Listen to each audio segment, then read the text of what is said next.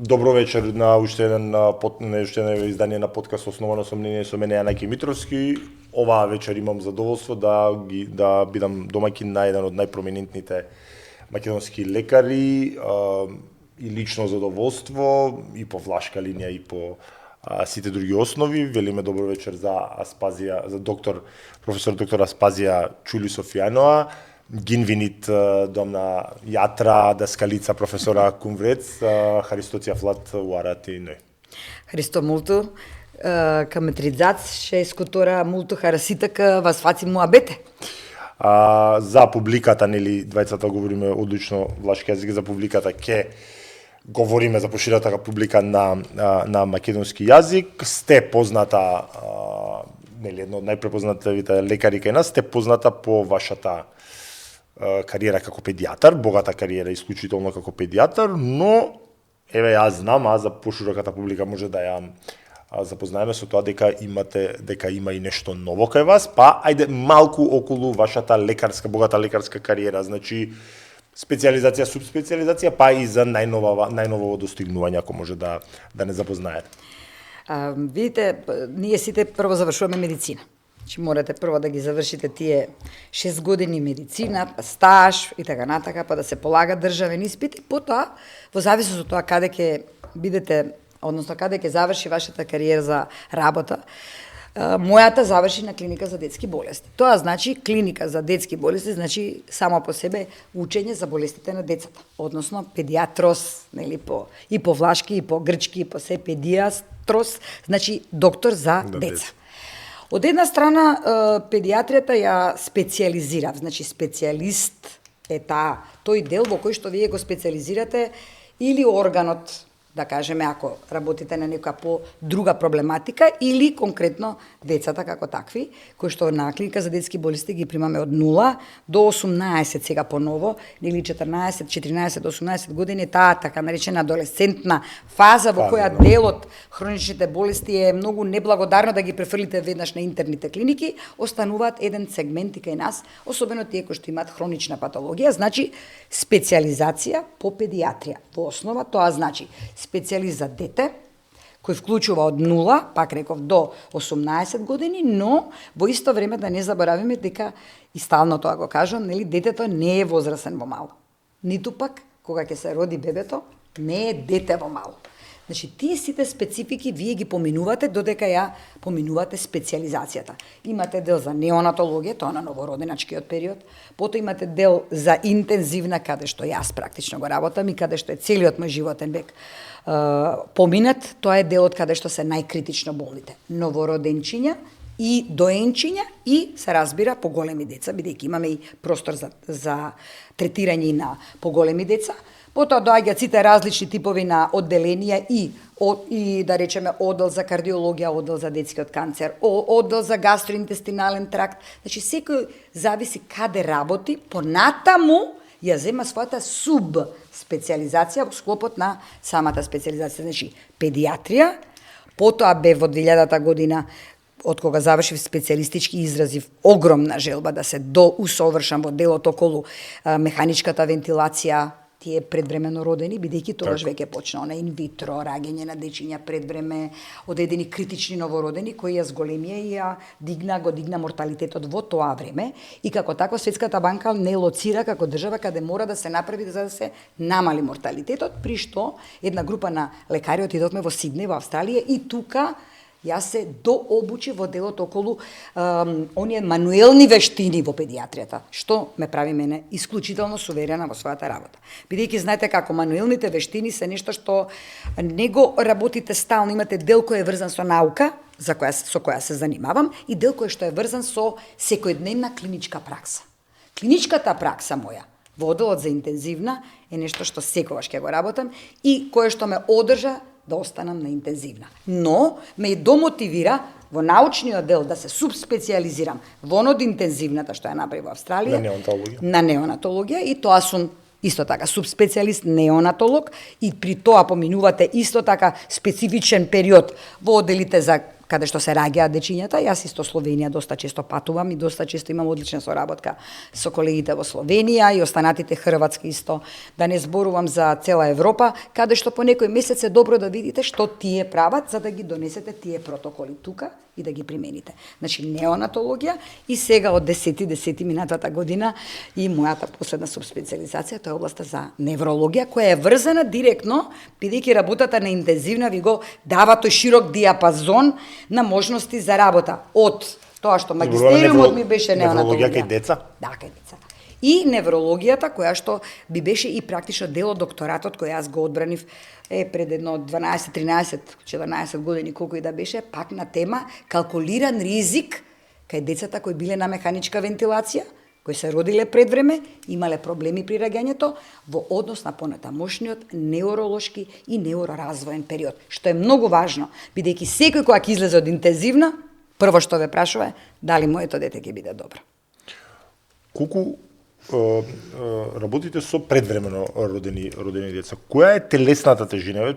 Постојано слушаме значи за под 1 килограм. Кој е одлично искуство најниската телесна тежина на дете кое што подоцна се развило, преживеало и се развило нели во кај нас е 480 грама.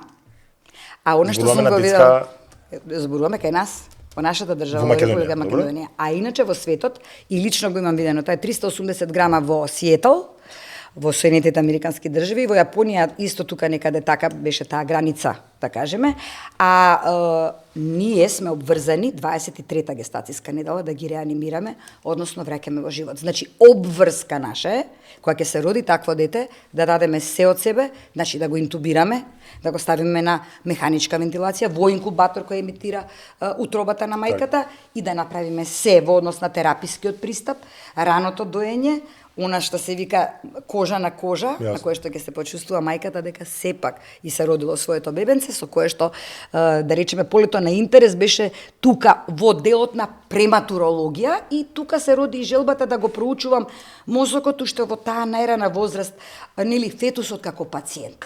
Сега многу обраќаме внимание на тоа. Фетусот како пациент, бидејќи знаете дека старосната граница за раѓање се помести. Така, да. Гледате, вие во последно време сега не е како што беше порано, нели 22 до 32 години, па едно време 20 до 25 години, јас кога учам. Нема врска сега, гледате вие дека се раѓаат и во 40-тите, да, па и начето и во 50-тите години, има контролирани бременности, има мајки кои сакаат. Ризично ли е да се значи биологијата е едно, физиологијата е едно, или веројатно индивидуално сепак. Меѓутоа, ако успее сето тоа да функционира добро, под контрола на лекар, под контрола на тие што ја знаат, нели, работата и се контролира бебето, фетусот, тоест, се контролираат неговите витални функции, се контролира дека е се во ред, тогаш сигурно дека реализацијата, знаете како, јас себе сега од овој агол гледано, јас сум реализирана и како мајка и како баба. И не знам на што сум посрекна. Дали како мајка, дали кога ми се родија внуците, не знам веќе за што сум посрекна. Моите родители сакаа да велат дека дете се сака, внуче повеќе се сака и дека тоа ќе сум го разберал веројатно кога сум станал јас. Да знаете дека е така. И јас дедо, колку трае, еве кратко само да прашам, колку трае таа нега, на пример, предвремено дете родено во 6-ти месец. До условно речено додека би дошло 3 месеци ќе треба да му трае интензивната нега? Едно нешто што често го повторуваме, тоа е персонализирана медицина. Секој е индивидуа сам за себе.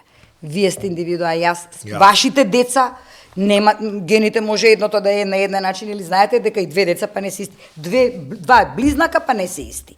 Значи, се е индивидуално, базирано, генетиката што ќе ја наследите и особито тие малите дечиња што се 23-24 недела, за нив, сега грубо кажано, велите 3 месеци, меѓутоа барем да качат на килажа, која што ќе им даде доволно можност да дишат сами, бидејќи ние, ако имаат потреба, тие најмалите, имаме со екстремно ниска родилна тежина, токму тие што ги споменавме сега, од 400, од 24 до 28 недела, тие се најкритични, тие завршуваат на Универзитетската клиника за детски болести. И тие се тие кои што практично кај нас ги догледуваме, да кажам, условно речено, но при тоа примаат терапија. Многу е важна хигиената, многу е важно да не добијат интрахоспитални инфекции и многу е важно како ја работите машината, бидејќи вие го контролирате животот. Во тој момент тоа не разбира ништо. Како ќе се развива понатаму мозокот, јас тој го предавам на студентите. Зошто баш 24-та недела? Кои делови од базалните ганглии се формирани за да може понатаму делот од мозокот надвор вештачки под наша контрола да се доразвие во нормален мозок. Знаете дека Алберт Ајнштајн е исто така предвремено роден и тоа бил 1700 во тоа време кога се родил. Во тоа време веројатно. Во тоа време знаете како имитацијата била?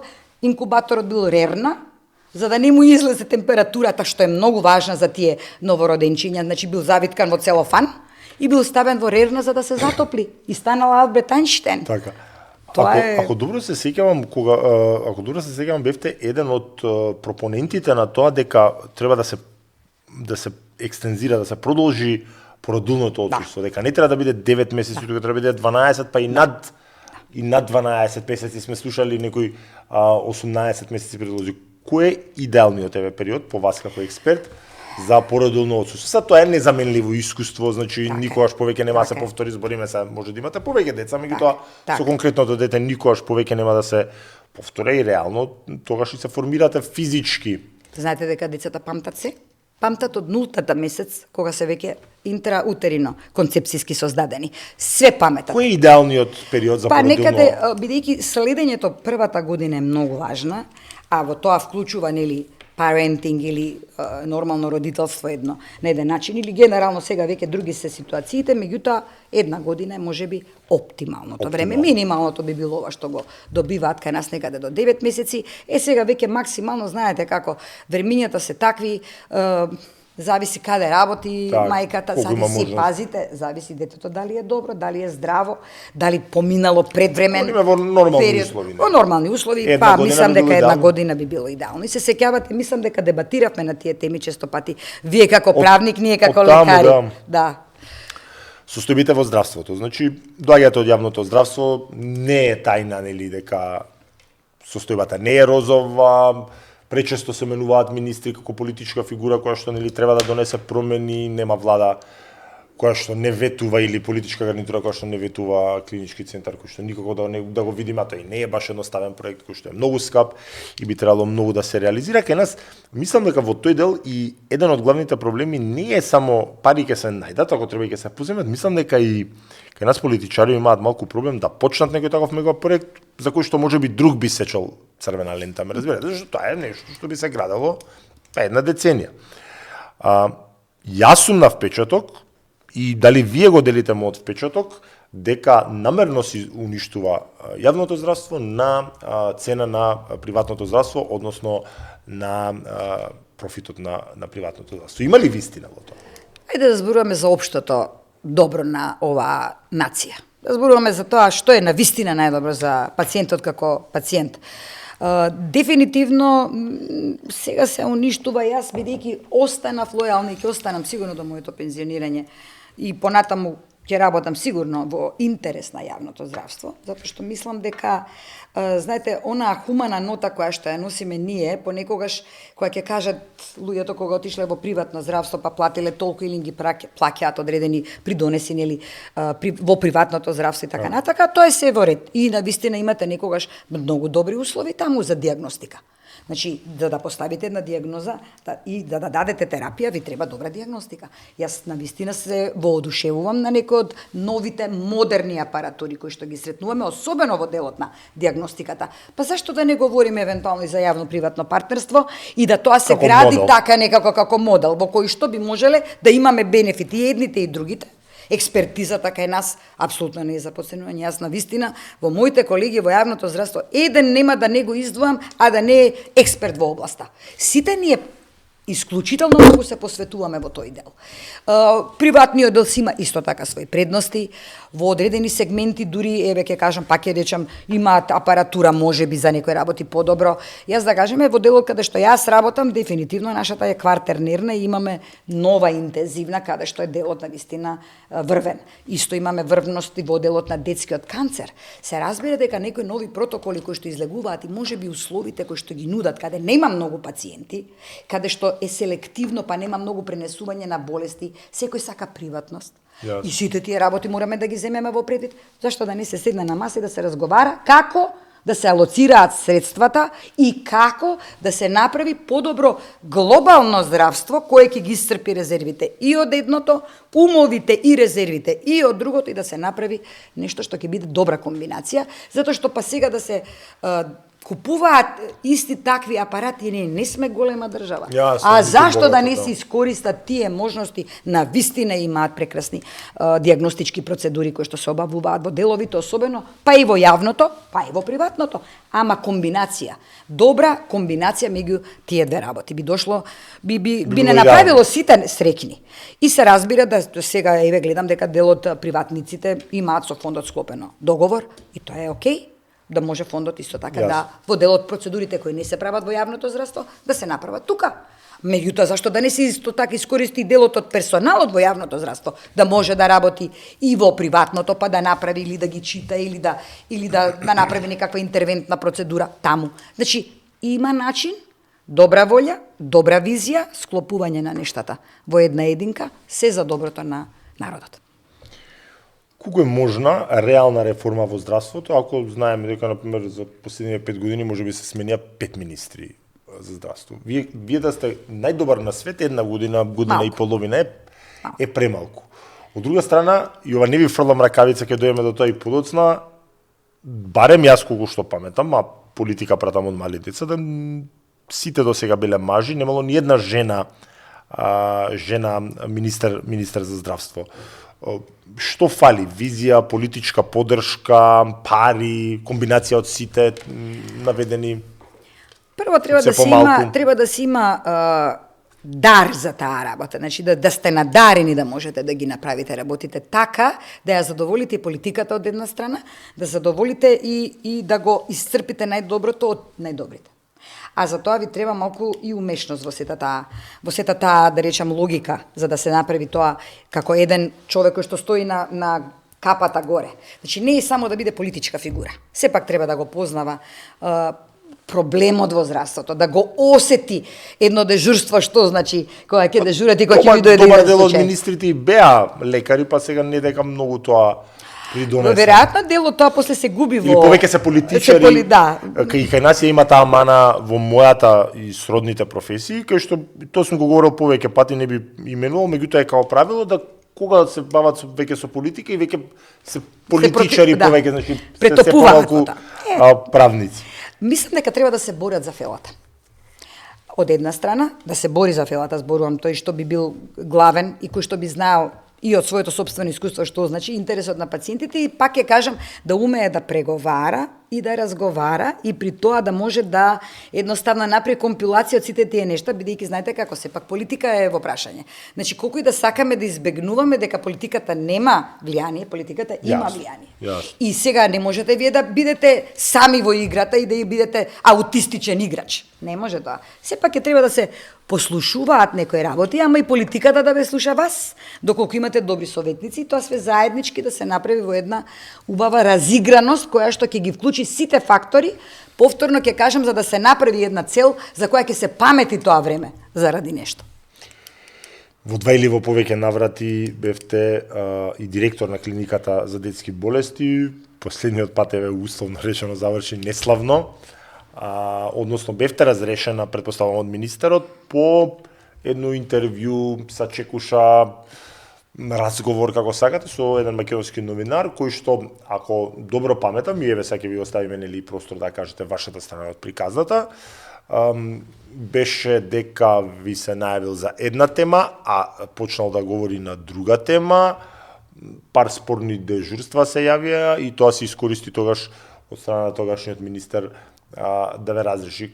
Каде е вистината? Имаше ли сачекуша?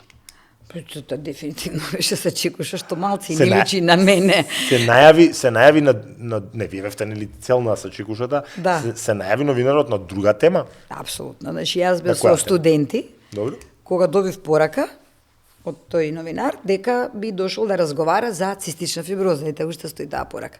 Дали може да разговараме нешто за цистична фиброза? Да поразговараме нешто за цистична фиброза, а тогаш беше актуелна темата да. И беше тема која што требаше навистина да продре веќе новите и сензитивни да продре да продрате новите лекови така натака. Јас бев инволвирана и во делото околу тоа да се и оваа држава рамо уз рамо дојде со сите модерни, нови, модулаторни, генски терапии така натака и секој сум и ќе останам проактивна во тој дел. И апсолутно сум отворена, јас едно ќе кажам и сега. Значи новинарите вие. Мораме да се вие од таа страна или како новинар да кажеме или без разлика нели. Ние лекарите заедно кога би можеле да ги отвараме темите, мислам дека би го срушиле светот и би направиле многу подобар свет за многу работи. Бидејќи и вие имате едно гледиште и една страна која ни отвара нас можности за други работи. Јас од секојаш сум имала бескрајна почит према нив. Така да јас лично не го познавав човекот. Тоаш прв пат го запознав? Прв пат. И кога ја добив пораката, бев со студенти. Он влезе нахално внатре во собата. Океј, викам, нема проблем, ќе разговараме. Не ми е проблем. Кога имате чиста мисла, кога имате чиста душа, ќе разговарате, ниту имав намера да било каква сцена правам, како што некои тоа знаа да го направи. Не. И сега да разговарам, пак ќе разговарам и сме се довеле во ситуација да разговараме. Зошто да не на крајот на денот?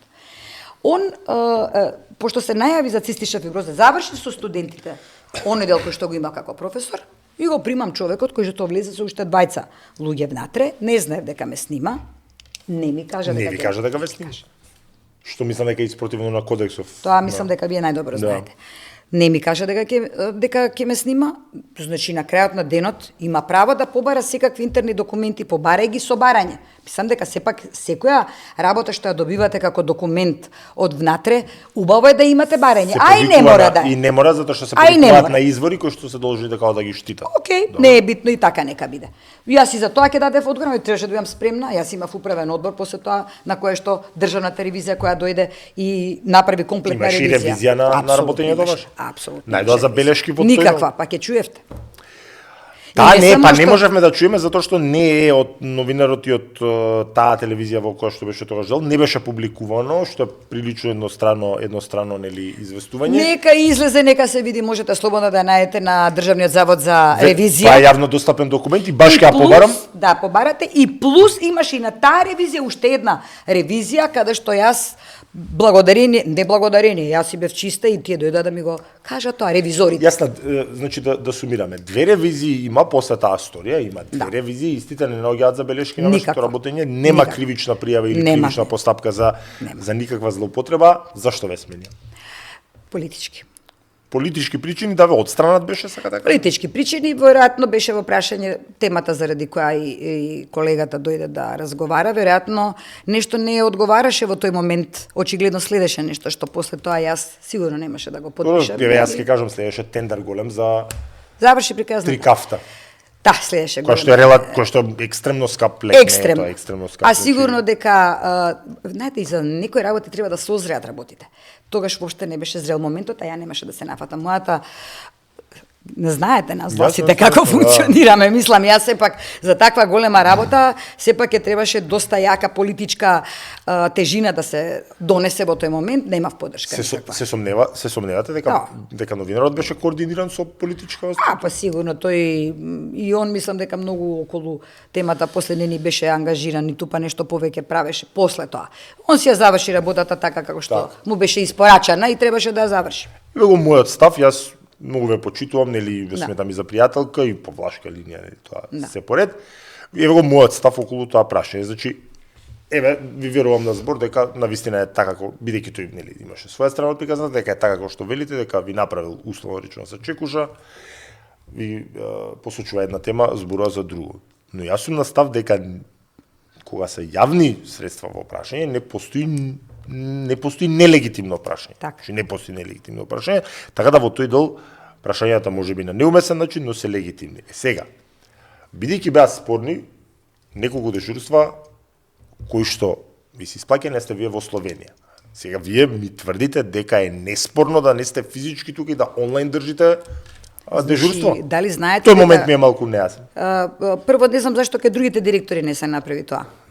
Сега за вас говориме. Сега за вас говорим. Окей. Немојте како политичар се, зашто Не, за па него. добро, така е. Во ред, Да држиме до себе. Меѓутоа испаднав само јас дека имам спорни дежурства, нели? А испадна дека и други. Не е спорно да се држи онлайн дежурство. Никакво. Прво, денеска, односно ковидот ера, нели смени многу Да. работи, знаете. И вие не можевме физички да бидеме присутни од X причини и тогаш веќе се отвори ерата на IT, новите технологии, во кои и експертизата, и школите почна онлайн да функционираат. И фактички цели факултети, вие не сте во Оксфорд, можете да завршите на Оксфорд онлайн. Што е проблемот во тоа да јас, пошто после го доставив документот од управен одбор, каде бев обврзана за моето отсуство од 1 месец, да бидам цело време присутна на начин на кој што ќе бидам достапна на компјутер, да водам евиденција за некои работи каде што можам да помогнам, бидејќи бе во Словенија и во Словенија 3 дечиња веќе транспортиравме во однос на диагностика и во однос на понатамошно лекување, каде што и продолжи нивното лекување таму. А тоа како ќе го направите вие? Морате да знаете што точно се случи, значи бев цело време достапна и се разбира дека јас бев отидена со одредена цел, да ја учам неонаталната неврологија. И саботите и неделите јас ги поминував, начинот на кој што и тоа беше напишано беше баш сабота или недела. Да, сабота и недела јас бев слободна, јас не шетав никаде. Се во саботи и во недели, така да воли како се дежура, така да. Таман работа, дури таму јас Така мене да ми спорат притвор дека сум работел во сабота, ако има притвор се работи сабота, се работи. Сигурно, нема тука нема спор околу тоа. Околу цената, околу тоа начинот на кој што требало, државната ревизија најде дека можда требало по приправност да биде исплатено.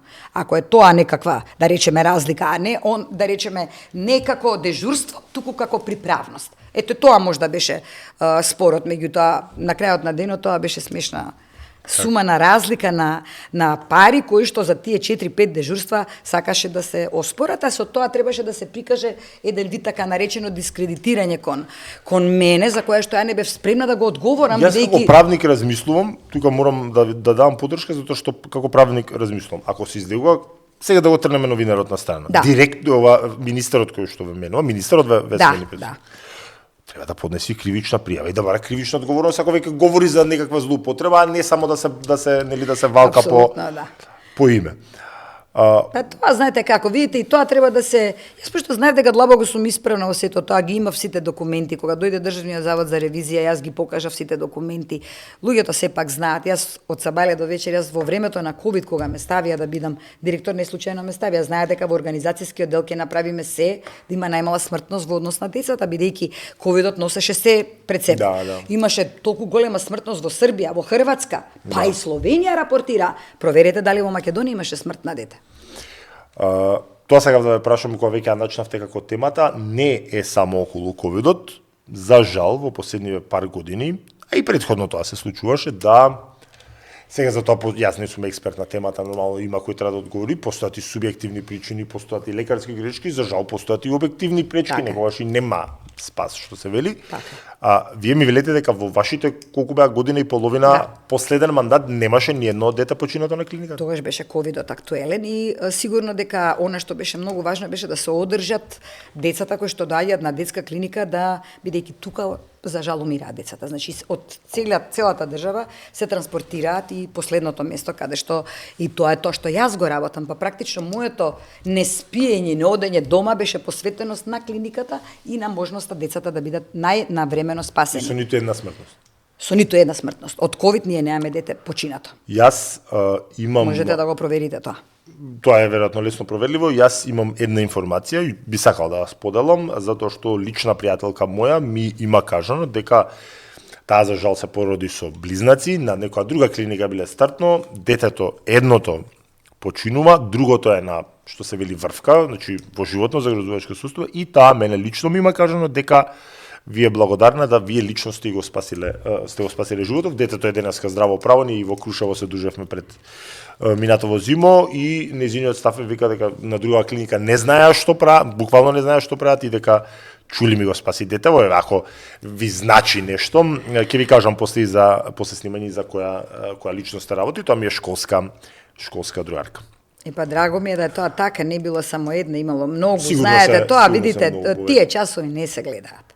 Тоа што они сакаше да се прикаже дека јас часовите кои што не сум ги одработила или не сум била присутна на клиника, аз сум ги наплатила. Тоа беше уствари да заокружиме целата поента. Ако е тоа така, цел свет знае, цел народ знае тука дека не. И јас и лично знам дека сте и сега продолжив исто. Јас еви сега си дежурам и сега одам на работа 24 и останувам после. Вчера бев дежурна. Јас од дежурство сум и денес тука. Не ми е проблем. Значи тоа нема да го промени она што јас длабоко го носам. Ако беше тоа целта, тука се знае. Значи имаше сосема некоја друга. Веројатно беше за екзекуција што се вели. Да. Политичка ангажираност не е тајна дека своевремено бевте прилично политички активна, дадовте еден од интелектуалците кои дадовте поддршка на поранешниот председател Ѓорги Иванов. Тој човек не го делам вашето високо, морам да бидам искрен, тоа си индивидуално вашето високо мислење за него, за разлика од мојата сопруга која што например на избори 2 пати го гласаше, бидејќи нејзи бил професор на факултет и таа имаше многу високо мислење за него, меѓутоа голем хендикеп за политичар што е тој камера шај, не е за пред камера. Значи тоа за политичар е објективен хендикеп, затоа што мојот кум, например, кој што е еден од најчитаните луѓе кои што јас ги познавам, мене ми тврдеше додека беше актуелен председател, вели јас Ѓорѓе не го познавам затоа што ти да зенеш да прочиташ негова книга и ово што го гледаш пред камера е небо и земја, значи не кореспондира. Точно. Зашто го поддржа? Мислам, од кои причини го дадовте поддршка на Ѓорги Иванов?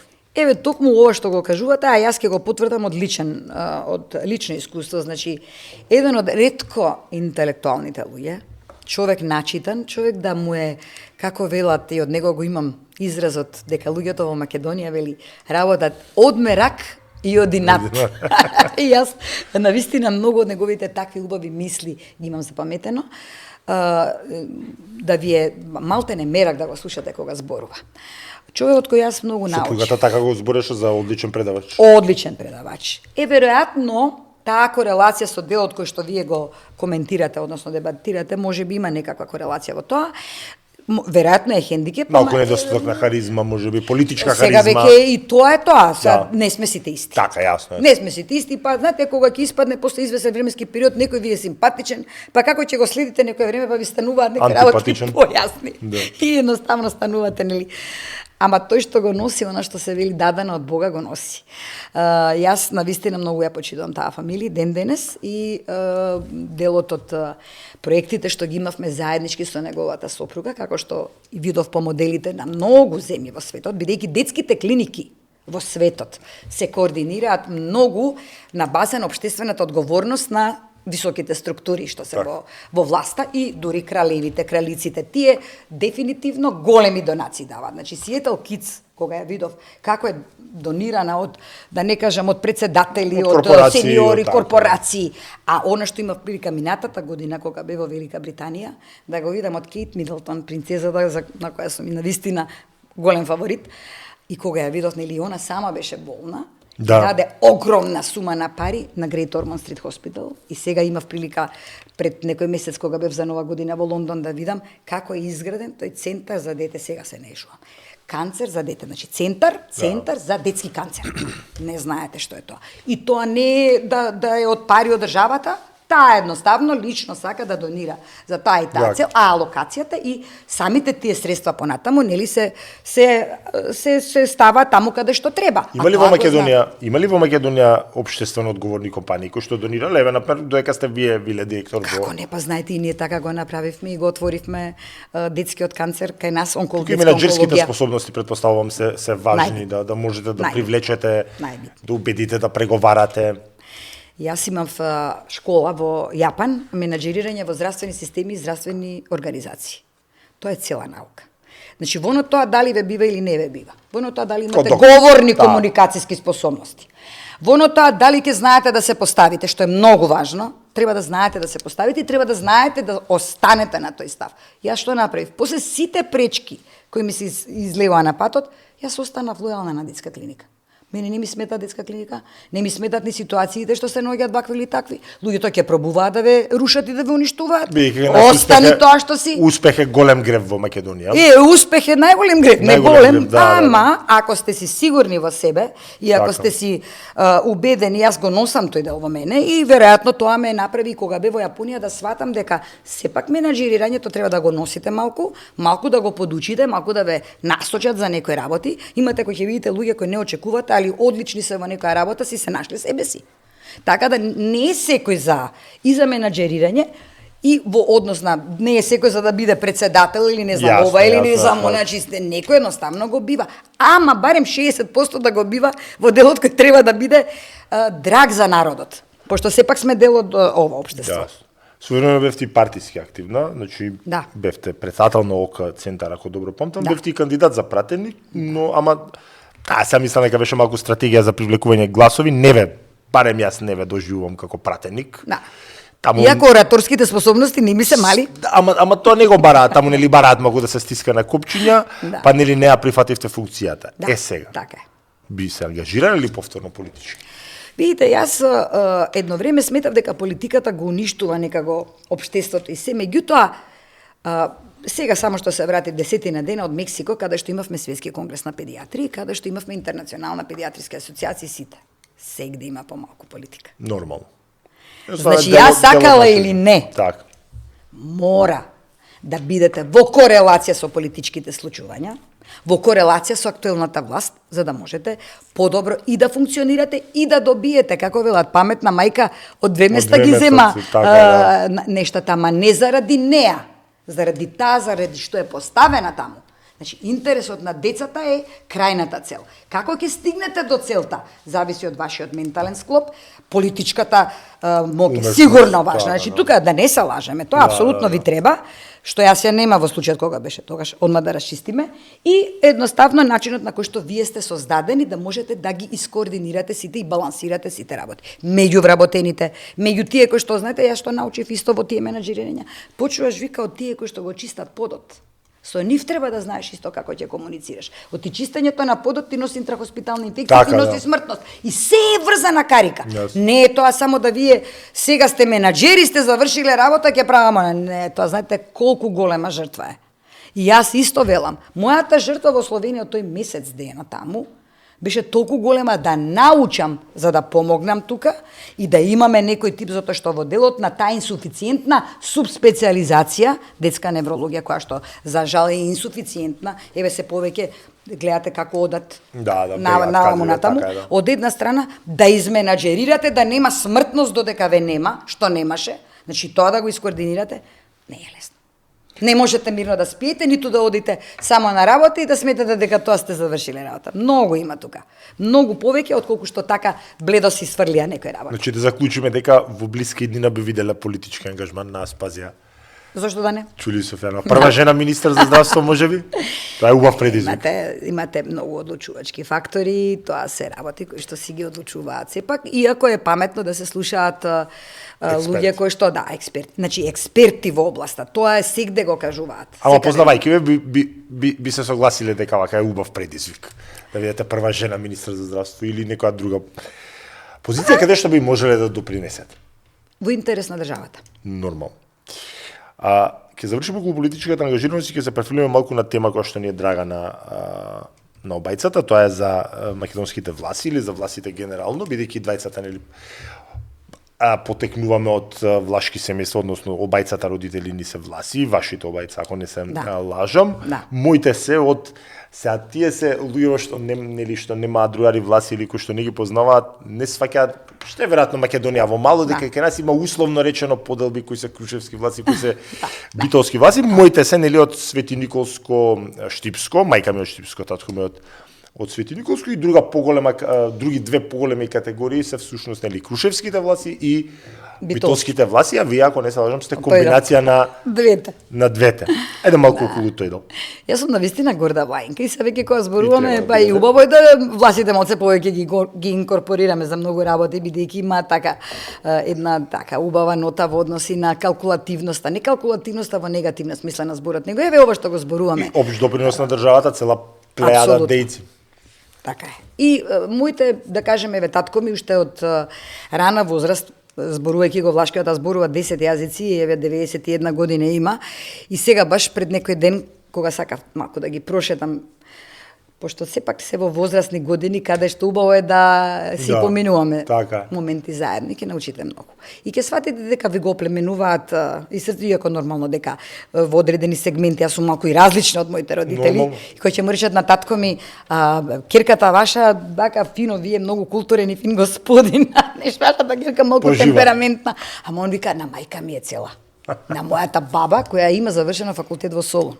Што тогаш било на времето било знаете што мисловни именка. Другата за жена баба, па особено. Другата баба моја од мајка ми, страната мајка ми иначе специјалист ортодонт, стоматолог. Така? Била краљева питомица во Белград и таму има завршено факултет. Така да јас ги имам и двете баби, така да кажеме со одредена инфлуентност во однос на тој момент на образование, на едукација и на сето тоа. Што на крајот на денот ништо не значи ако немате човечност во себе. И ако немате онаа убава хумана природа што ќе ве прави поплеменит, да никогаш луѓето не ме доживуваат така и веројатно тоа ги збунува малку, зашто јас имам темперамент и имам став. Длабоко во себе, она што ме прави, она што сум, а тоа е љубовта кон децата и можноста да им помогнеш на луѓето. И тоа без возврат. Зашто тоа е она вистинска, како да кажам, кога даруваш нешто и не бараш возврат, ти се враќа 100 пати повеќе. Филозофија на властите исто така. Иако мислат дека ние сме малку, нели? Не, тоа се грди стереотипи, меѓутоа гледате, најважно идентитетско обележие за властите нормално е јазикот. Така е. И јас говорам одлично, и вие говорите одлично, но за жал бројките се поразителни дека кај помладите генерации тоа не би рекол неповратно, меѓутоа е во еден многу опаѓачки тренд. Например, но ова би се задржал дека кај нас и по оние собири кои што одам и на свечени академија, ве са за некој ден или националниот ден, отсуствува само критика. Да. Пред се, верувам дека и кај вас е тоа случај, кај мене е сигурно да пред се влашки се учи дома. Така е. Вие можете да направите 500 факултативни настави, ако од дома не научите, значи мојата ќерка супер знае и зборува, синот е слаб и тоа не може да биде ничува друга вина освен освен моја. Можеме да говориме да има објективни пречки, да се видете, например, влашкиот јазик за разлика од албанскиот, турскиот е во многу оскудна употреба. Да. Прво сме малку на број, второ многу послабо се зборува, не е до крај институционализиран и така натаму, меѓутоа ако се сака ќе се научи. А знаете колку помага во останатата латинска група на јазици, италијански, шпански, романски, албански, па тоа можем само таму да ни олеснува. Е добра подлуга. И еве и ќе ви послушам дека кога јас со сестра ми бевме дел од првата генерација на факултативна настава, тоа беше далечната 95-та. Тогаш имаше 4 паралелки, една во Круме Кепевски 30 луѓе, една во Лазо Ангеловски 30, една во Битола, една во Штип. Син ми сега оди на факултативна настава, не знам, 2-3 луѓе. Така да и не е сегаш можеме и малку да се погледаме нели во огледало, затоа што пак бројките на последниот попис се поразителни и вела дека само 30% од декларираните власти говорат влашки и нема сомнеж дека се тие меѓу постарите генерации. Исто така, Крушево, нели, кај што сте многу присутни, јас кога бев дете, во секој сокаче се зборуваше влашки. Македонците говореа влашки, знаеа влашки, а сега кога бев последен пат, само една госпоѓа и од што ми беше кејф, онака на улица ја слушнав и придов да ја поздравам. Правило ли беше кај вас дома да се говори влашки? Апсолутно правило е. Ден денеска не можам да се обратам на своите родители ако не е влашки. Нели ние кога ги говориме меѓу нас. Доктор Никола и мајката ви беше името и беше се извинувам. Мајка ми Ана зборуваат влашки меѓу себе, значи некогаш ќе ми биде кејф ако можеме да размениме. Со задоволство, мајка ми и татко ми зборуваат влашки, значи ја мислам дури кога спијат ако се со наболени ми ќе зборат влашки. Господи ги поживее. Сепак се во Господи ги поживее, сепак се нели во години. Возрастни. Да, ма па уште повеќе тоа ги зближува, вие не знаете и морам да кажам, тој тип на врска што ја имаат, еве гледајќи нив како модел, тоа е нешто неверојатно. Значи си се држат за рака сега кога ги носе во Грција, така ги шетав малку. За раче си се држат и си зборуваат влашки, и секој ги разбира, кој не ги разбира. Меѓутоа навистина многу ми беше така драго да ги гледам. И мене ќе ми биде баш драго да имам прилика да ги запознам. Да. Кои се еве со ова да завршиме оваа епизода, кои се итни професионални и приватни планови? Хиперактивна сте, темпераментна, не мирувате и она што е одлика за повеќе интелигентни и амбициозни луѓе, амбиција е убава работа, болна амбиција не е убава работа. Значи да си има лимит. Да не се гази преку трупови, ама и да имате цел во животот, јас барем така размислувам. Кои се идните приватни и професионални планови за Аспазија Ќули Софијанова? За моите професионални планови сигурно дека имам големи во однос на тоа пак да направиме некои проекти кои што ќе ја подигнат размената на искуства, многу е важно тоа. И тоа пак се работи онлайн, дел од тоа се работи онлайн. Каде што би можеле да, јас пошто сепак имам доста пријатели надвор од државата, да можеме да контактираме и да пренесеме протоколи нови начини на лекување, нешто што ќе молести за брза дијагностика на пациентите, на децата воопшто, подобри методи за нивно преживување. Значи, повторно нешто кој што ќе биде концентрирано на нешто ново. Јас ги сакам новините и уживам во тоа да внесувам нови работи и бев позната и во периодот на моето мандатарење каде што многу нови методи се донесоа. Кардиохирургијата ние почнавме со Чадиковски заедно, детската кардиохирургија. И навистина ни функционираше во еден период одлично, еве сега и исто така функционира. Ние праќаме дел од децата во приватните, бидејќи таму навистина добро се развија тие кои што ја почнаа во тој период. Имавме американци кои што дојде и така почнавме и ние да учиме финти. Знаете што во медицината, тоа што велите некои преживуваат, или некои сака да дојдат кај некој бидејќи знаеме финти. Тие финти се дел од научниот дел што го имате во себе, дел од ДДВ кој го пикирате и го собирате од оние каде што сте поминале надвор и сте виделе како раководат, бидејќи конкретно во интензивна вие го раководите човечкиот живот. Тоа не се учи туку така. Треба точно да знаете за која болест, кој тип на режим на вентилација, кој тип на режим треба да го дадете, дали треба воопшто да го интубирате. Се тоа такви работи. Јас во моментот имам исто 13 пациент во светот со ултра ретка болест. Па јас ако тој пациент не го презентирам сега кај што ќе одам, а го презентирав претходно, за да ми да цело време со Турција онлайн, колку сакате, за едно детенце кој што во моментот лежи. Тоа е наше дете? Тоа е наше дете. И кој што во моментот е на интензивна. Ако ние не контактираме така со колегите од надвор и не добиеме искуства за да примениме терапии, тоа се, знаете колку ретки и се рапортираат како ултра ретки болести, од кај би знаеле ние. Зашто да го праќаме надвор кога може и тука да го лечиме? Ќе ги земеме лековите и тука, значи имате начини на кои на нивки им го лесните по многу основи, а не само по секоја цена да се оди надвор, да се оди надвор. Значи некако како по дефолт одат тие нешта. Зашто да не може овде да се направи, како што рече Гоце Делчев, поубаво подрачје за убаво да живеат сите народи и народности кои што се овде. Доамна, Харисто мулту ти цијафлата за уарати ној, ти мулцајм снехиба ти вредзуа јас ти дзуа национала арменлор, Харисто нику на уара. Харисто мулт. Харисто мулт.